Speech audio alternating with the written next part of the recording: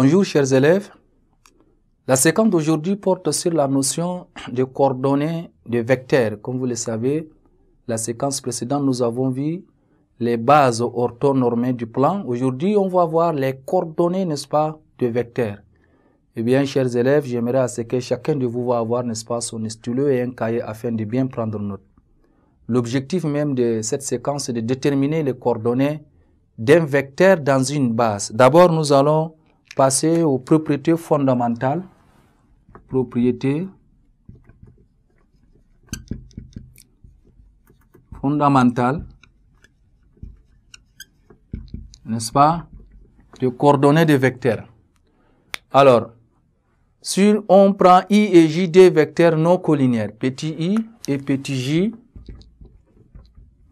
des vecteurs non collinéaires, pour tout vecteur U, il existe un et un seul couple de nombres réels x et y tel que le vecteur U là égale à x de I plus y, n'est-ce pas, de j.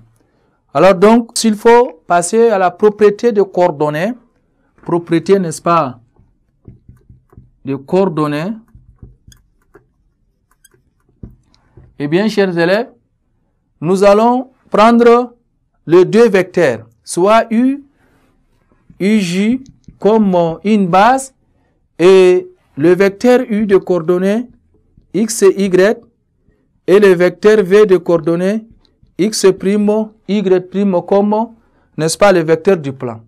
Alors la première propriété nous dit que si vecteur U égale à 0, autrement dit vecteur nul, équivaut à quoi?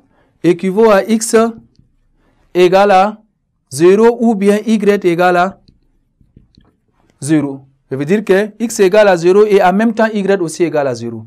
Si le vecteur U égale à vecteur V, ça aussi équivaut à x égale à x' et aussi le y égale à quoi? Y égale à y'. Et si vous avez vecteur U plus vecteur V, équivaut à quoi? Les coordonnées des vecteurs U plus V nous donnent x plus x' et y plus y'.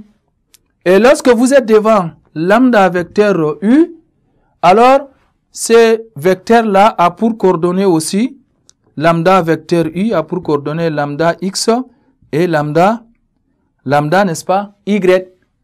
Alors les coordonnées, si nous prenons, chers élèves, deux points du plan A et B par exemple. Si je vais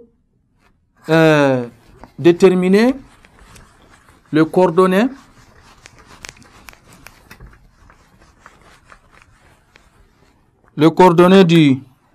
du point A et B, les coordonnées x de A, y de A, et B de coordonnées x de B, y de B, on me demande, n'est-ce pas, de chercher à déterminer les coordonnées du vecteur AB. Eh bien, chers élèves, le vecteur AB aura pour coordonnées x de B moins x de A, y de B moins y de A. Maintenant, s'il faut représenter dans un repère orthonormé, vous allez chercher à déterminer, à placer, n'est-ce pas, le point A et B dans un repère orthonormé.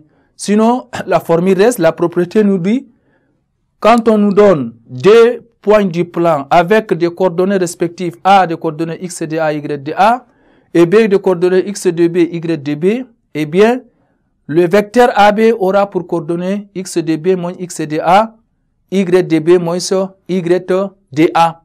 Comme ça, vous pouvez représenter ça dans un repère orthonormé. Vous allez même le représenter si on prend un élevé. Par exemple, si j'ai le repère A et B, je vais placer le point A qui a pour coordonnées ici x de A. Là, c'est y de A. Un autre point B. Et nous avons A, ça c'est le point B, on projette pour trouver le Y de B. Et ici, vous allez projeter pour trouver le Y de B, plutôt, ici vous avez le X de A, Y de A, vous avez X de B, on a Y de B. Alors, nous avons le repère, plutôt le vecteur AB. Comme ça, vous avez représenté le vecteur AB dans un repère orthonormé. Voilà, chers élèves, ainsi prend fin cette séquence et à la prochaine séquence.